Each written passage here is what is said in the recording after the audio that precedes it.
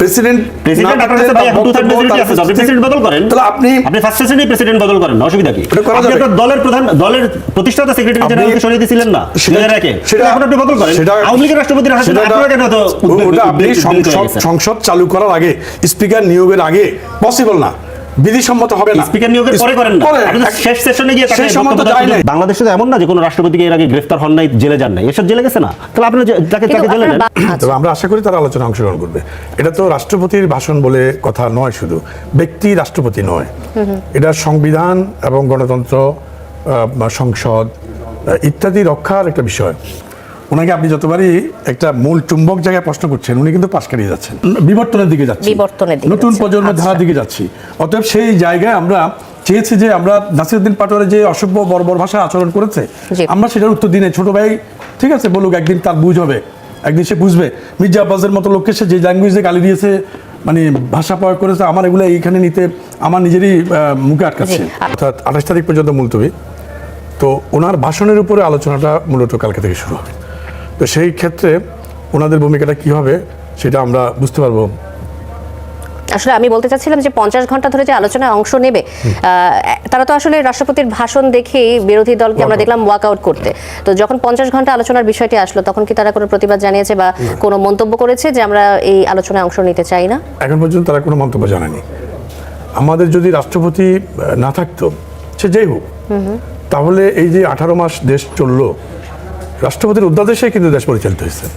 জি, doctor Yunus সরকার যে দেশ চালিয়েছে, প্রত্যেকটা কিন্তু রাষ্ট্রপতির অধ্যাদেশের উপরে ভর করেই কিন্তু দেশটা পরিচালনা করছে। তো রাষ্ট্রপতির অধ্যাদেশগুলো তো এই সরকারের, গত সরকারের ভিত্তি ছিল, অন্তর্বর্তীকালীন সরকারের।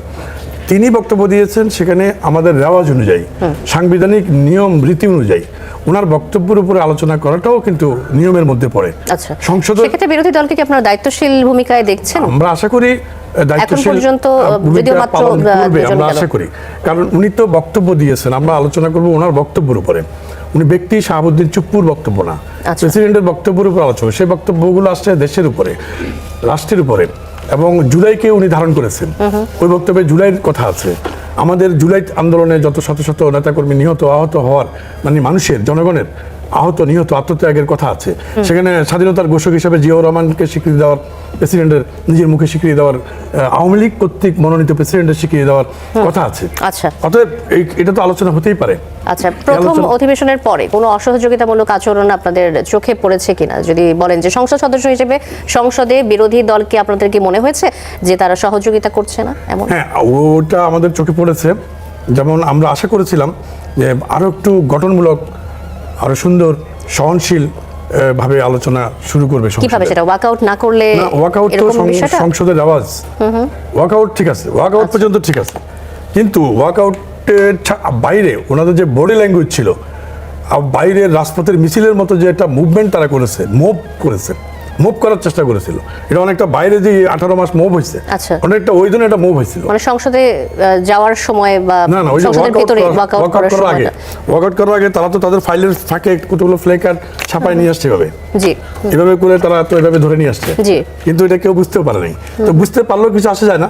কিন্তু এইটা, এই যে প্লে কার্ড শো করলো, এটা কিন্তু রেওয়াজ বিরোধী। সংবিধান বা সংসদের রেওয়াজে এই প্লে কার্ড পড়ে না।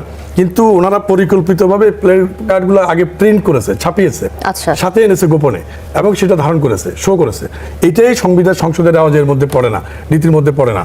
আচ্ছা, সংসদের নীতি রেওয়াজ আইন বলেন, এটার পরিপন্থী। কিন্তু ওয়াকআউটটা রীতি, ওয়াকআউট জাস্টিফাইড। কিন্তু আপনি বলছেন যে এই প্লে কার্ড প্রদর্শন করাটাকে আপনি রীতির মধ্যে ফেলছেন না, এটা করতে পারে না। এবং ওনাদের যে বডি ল্যাঙ্গুয়েজ ছিল, ফুটপাতে মারামারির মতো যে অ্যাক্টিভিটিসটা দেখেছে, বিশেষ করে এনসিপির ওরা এবং জামাত ইসলামের নেতারা মিলে, এটা তো মানে কোনোভাবেই মেনে নেওয়া যায় না। এটা না হলে কিন্তু আমাদের আগামী দিনের জন্য একটা সুন্দর দিন হিসেবে আমরা এটা উদাহরণ হিসেবে দাঁড় করাতে পারতাম। তো আমরা এখনো আশা করি ওনাদের বোধোদয় হবে। আমরা আওয়ামী লীগের মতো দেশ চালাবো না, আমরা বিগত 18 বছর বা 20 বছর 30 বছরের আগের মতো চালাবো না, আমরা আরো ডেভেলপ কিছু চালাবো, আরো আধুনিক, নতুন প্রজন্মের ধ্যান ধারণার সাথে মিলিয়ে আমরা সংবিধান, সংসদ, রাষ্ট্র চালাবো। ওয়াদুদ ভাইয়া, আমি আবারও আসবো আপনার কাছে। আমি সৈয়দ মিজানুর রহমান আপনার কাছে আসতে চাই। বিরোধী দলের এই ওয়াকআউট এবং এই যে বলছিলেন ওয়াদুদ ভাইয়া বডি ল্যাঙ্গুয়েজের বিষয়টি, এই বিষয়টিকে আপনি কিভাবে ব্যাখ্যা করবেন? সেই সাথে দর্শকদের উদ্দেশ্যে জানিয়ে দিতে চাই, আমাদের সাথে এই মুহূর্তে যুক্ত হয়েছেন ফরিদুল হক, যুগ্ম সদস্য সচিব, জাতীয় নাগরিক পার্টি এনসিপি। আপনাকে স্বাগত জানাচ্ছি। কথা বলছিলাম সৈয়দ মিজানুর রহমানের সাথে। শুনছিলেন যে বিরোধী দলের এই ওয়াকআউট এবং বডি ল্যাঙ্গুয়েজ নিয়ে কথা উঠছে। আপনার কাছে সংসদ দেখে সার্বিক অবস্থা কি মনে হয়েছে, যে তাদের অবস্থান আসলে কি, তারা কি বোঝাতে চাচ্ছে দেশের মানুষকে? দেখুন, আমার এই বডি ল্যাঙ্গুয়েজ কথাটা শুনে মনে হচ্ছে, বহুদিন আগে একটা স্টাডি করেছিলাম আমি, ইকোনমিক্স অফ বডি ল্যাঙ্গুয়েজ। সেখানে আমি দেখেছিলাম যে আমেরিকান এয়ারপোর্টে বডি ল্যাঙ্গুয়েজ স্টাডি করার জন্য একটা গ্রুপ অফ পিপল কাজ করে, এবং সেখানে $few million ইনভেস্টমেন্ট আছে আমেরিকান গভর্নমেন্টের। এবং রেস্ট অফ দ্য ওয়ার্ল্ডেও এই যে ধরেন ভিসা অফিসার থেকে শুরু করে আমাদের কি বলে এয়ারপোর্টগুলোতে বা নানা জায়গায় গোয়েন্দা সংস্থাগুলোতে বডি ল্যাঙ্গুয়েজ কিন্তু খুব বড় একটা বিষয়। তো সেই দিক থেকে দুটো শব্দ আমি পিক করতে চাই আমাদের মাননীয় সংসদ সদস্যের ওখান থেকে। একটা হচ্ছে রেওয়াজ, আর একটা হচ্ছে বডি ল্যাঙ্গুয়েজ। আসলে তো বডি ল্যাঙ্গুয়েজ খুব গুরুত্বপূর্ণ, বিশেষ করে ধরুন একটি শিশু থেকে শুরু করে মানুষ কিন্তু ইমিটেশন থেকে শেখে। এডুকেশনের বেসিক হচ্ছে ইমিটেশন। ধরুন আমি যদি আমার বরিশালে জন্ম হয়, বরিশালের কথা আশেপাশে চলে, বরিশালের মানুষ যেভাবে তাকায়, ধরেন একটা ক্রিকেটার যখন কথা বলে তখন দেখবেন সে কথা বলার সময় হাতটা এমনভাবে নাড়ে মনে হয় ছক্কা, ছয়, বল যাচ্ছে। একটা ফুটবলার যখন কথা বলে তারও একটা বডি ল্যাঙ্গুয়েজ আছে। একটা মানুষ যে পড়াশোনা নিয়ে ব্যস্ত থাকে, দেখবেন বই পুস্তক ধরে মাথাটা একটু সামনের দিকে ঝুঁকে থাকে। আমরা যারা একটু খেতে পছন্দ করি, দেখবেন পেট লিড নিচ্ছে, অর্থাৎ ভুঁড়িটা সামনের দিকে যাচ্ছে। প্রত্যেকটা মানুষের আসলে বডি ল্যাঙ্গুয়েজ খুব গুরুত্বপূর্ণ। এবং প্রেজেন্টেশন স্কিলসে বলা হয়, আমরা তো কি বলবো সেটা নিয়ে অনেক কথা বলি, কিন্তু এটাও আরেকটা গবেষণা এসছে যে একটা প্রেজেন্টেশন, একটা মানুষকে বোঝার জন্য আসলে বডি ল্যাঙ্গুয়েজের মানে কন্ট্রিবিউশন হচ্ছে 58 বা 55%। আচ্ছা। অ্যান্ড ভয়েস, আমি যে কণ্ঠ ব্যবহার করি সেইটা, বা আমার কণ্ঠের মধ্যেও তো একটা ল্যাঙ্গুয়েজ আছে স্বরের মধ্যে, সেইটা হচ্ছে প্রায় 38%। তাহলে রইল কত? অর্থাৎ আমি আসলে কি বলি সেটা মাত্র 7% or 8%, কিন্তু কিভাবে বলি, কে বলে, সেটা আসলে বেশি চোখে পড়ে। তাহলে এই যে জামাতের মানে সংসদে বিরোধী দলের যে আমরা অবস্থান দেখলাম, বডি ল্যাঙ্গুয়েজ দেখলাম, সেটা দেখে সবকিছু মিলে আপনি যদি এক কথায় বলেন যে আপনার কাছে কি মনে হয়েছে তাদের বডি ল্যাঙ্গুয়েজ কি? দেখুন, এটা আমার কাছে কি মনে হয়েছে সেটা কিন্তু বড় কথা না। ধরেন আমি বা যারা আমরা একটু বড় হয়ে গিয়েছি, তারা একটা জিনিস বোঝার চেষ্টা করি। অনেক সময় বলি না যে মতলবটা কি বলেন তো, আমরা এই নিয়ে কথা বলি না। বাবার কাছে গিয়ে যখন আমরা টাকা চাইতাম ছোটবেলায়, বাবা কিন্তু দেখেই বুঝতো যে বলো আসল ব্যাপারটা কি। হয়তো গেলাম এক কথা বলতে, কথার মধ্যে কিন্তু আরেকটা ব্যাপার আছে, একটা হলো টেক্সট আর একটা হচ্ছে সাব টেক্সট। অর্থাৎ আমরা যে কথাটা বলি সেই কথাটা কিন্তু অনেক সময় বোঝাই না, বা মানুষ কিন্তু আমি যা বলছি মানুষ যে সেটাই বুঝবে তারও কোনো গ্যারান্টি নেই। তো সেই জন্য ব্যক্তি আমি এই জেস্চার, পশ্চার, বডি ল্যাঙ্গুয়েজ থেকে আমি কি বুঝলাম আর সারা দেশ কি বুঝলো, ভবিষ্যৎ প্রজন্ম কি বুঝলো, সেইটার সংজ্ঞায়ন বা সেইটাকে মাপার কিন্তু আমি কেউ না, সেই দায়িত্ব আমার না। কিন্তু আমার দায়িত্ব হচ্ছে, আপনি আমাকে যেহেতু জিজ্ঞেস করেছেন যে এই বডি ল্যাঙ্গুয়েজ বিষয়টাকে আপনি কিভাবে দেখছেন, বডি ল্যাঙ্গুয়েজ এমন একটা বিষয় যে কথা বলতে পারে না সেও বডি ল্যাঙ্গুয়েজ বোঝে। আর মানুষের কি বললো তার চেয়ে খুব জরুরি হচ্ছে কে কিভাবে বললো, কেন বললো, কোথায় বললো।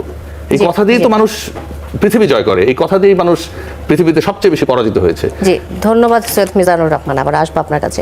ফরিদুল হক, আপনার কাছে আসতে চাচ্ছি।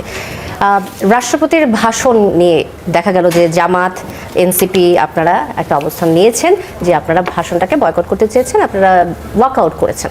কিন্তু পরবর্তীতে দেখা গেল এই যে রাষ্ট্রপতির ভাষণের সময় অধিবেশন থেকে বিরোধী দল ওয়াকআউট করলো, কিন্তু তার ভাষণের ওপর 50 ঘন্টা সংসদে আলোচনায় অংশ নেবে।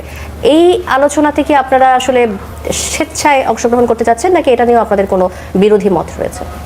জি, ধন্যবাদ আপনাকে। সম্মানিত সহ-আলোচকবৃন্দ এবং দর্শকদেরকে শুভেচ্ছা জানাচ্ছি।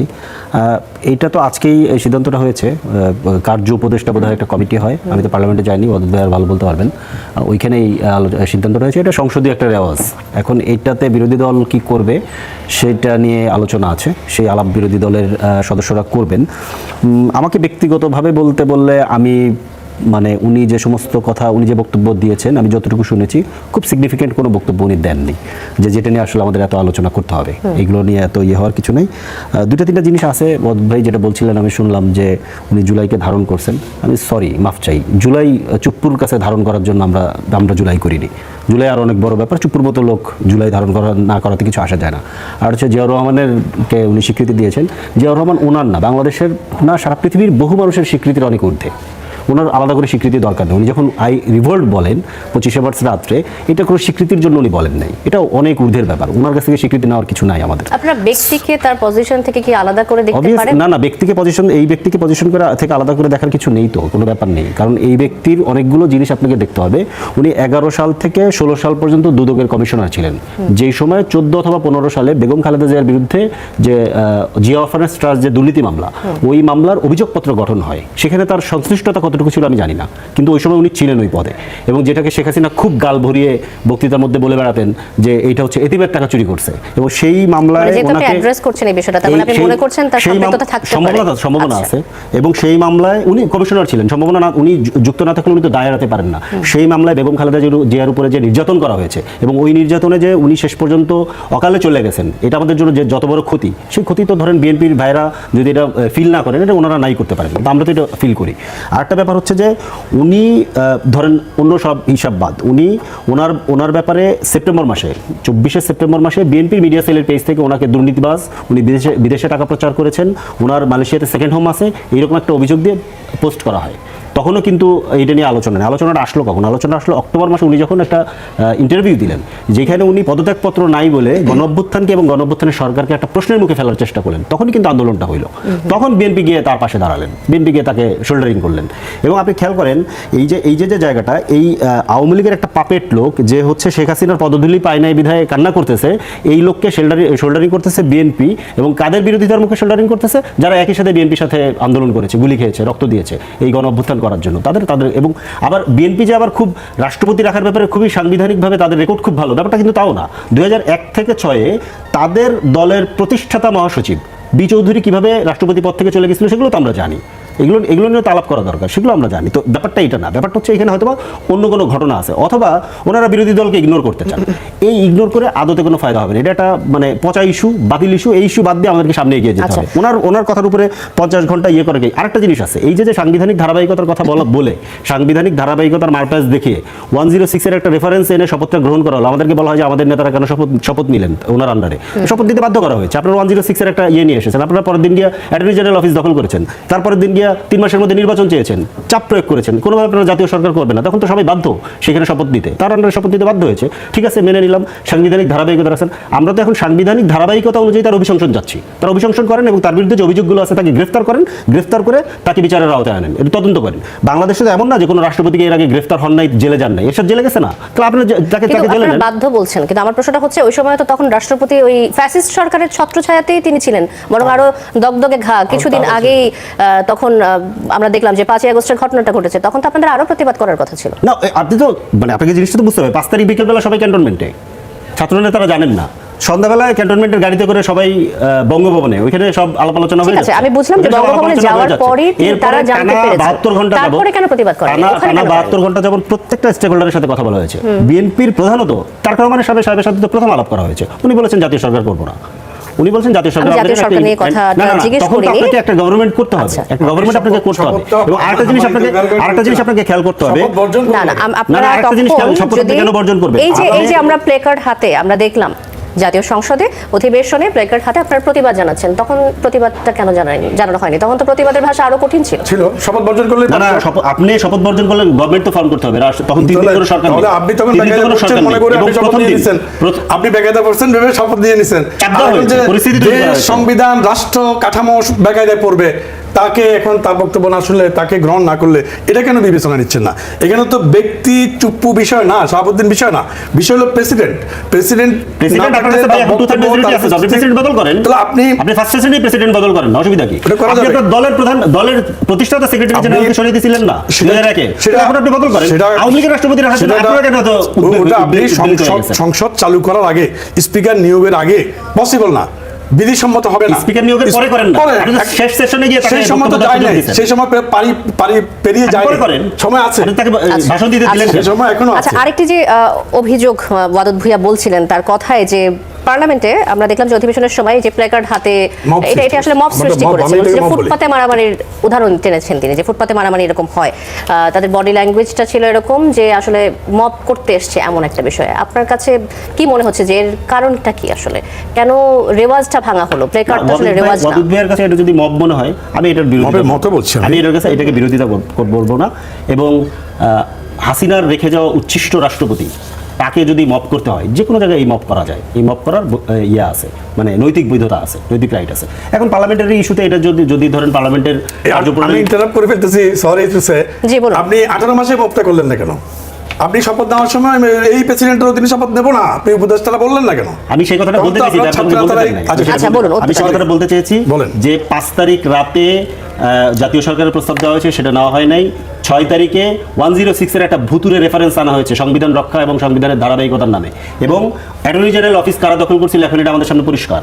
অ্যাটর্নি জেনারেল কে হয়েছিলেন? উনি বিএনপির পদ থেকে পদত্যাগ করে এসে অ্যাটর্নি জেনারেল হয়েছেন, এরপরে উনি আবার পদ ছেড়ে দিয়ে গিয়ে নির্বাচন করেছেন, এখন উনি বিএনপির আইনমন্ত্রী। অ্যাটর্নি জেনারেল অফিস কাদের দখলে ছিল এটা বাংলাদেশের মানুষ এখন পরিষ্কারভাবে বোঝে।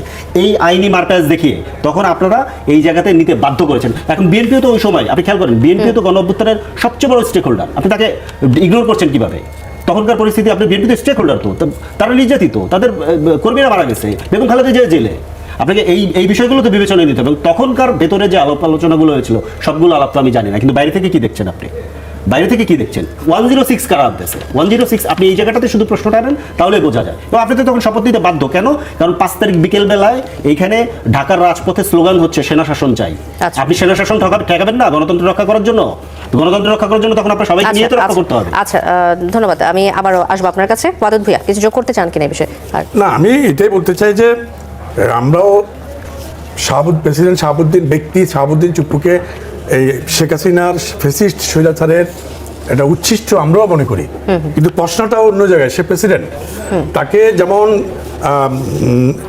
এনসিপি, জি, ছাত্র বৈষম্য বিরোধী ছাত্র আন্দোলন নেতারা এবং জামাত ইসলাম কেউই যেহেতু তাকে ইগনোর করতে পারেনি, তার অধীনেই শপথ নিয়েছে। এবং যারা শপথ নিয়েছে সেই উপদেষ্টাদের দ্বারা সৃষ্ট রাজনৈতিক দল এনসিপির সাথে জামাত ইসলাম জোট করেছে, তাহলে জামাত ইসলাম সহ এই প্রেসিডেন্টকে বৈধতা দিয়েছে। আচ্ছা, তো এই তাদের দেওয়া বৈধতা, তাদের ওই ব্যক্তির কাছে শপথ নেওয়া মানুষগুলো যদি সংসদে দাঁড়িয়ে বলে যে এই প্রেসিডেন্টের বক্তব্য শুনবো না, তাহলে এটা দ্বিচারিতা। আচ্ছা, আচ্ছা, ঠিক আছে। এই প্রসঙ্গে আমরা আবারও আসবো। মিজানুর রহমান, আপনার কাছে আসতে চাই। পাবনার সুজানগর উপজেলার একটি গোয়াল ঘর থেকে অবৈধভাবে মজুত করা 1,500 লিটার পেট্রোল অকটেন জব্দ করা হয়েছে। আমরা খবরটি পেয়েছি শনিবার সকালে।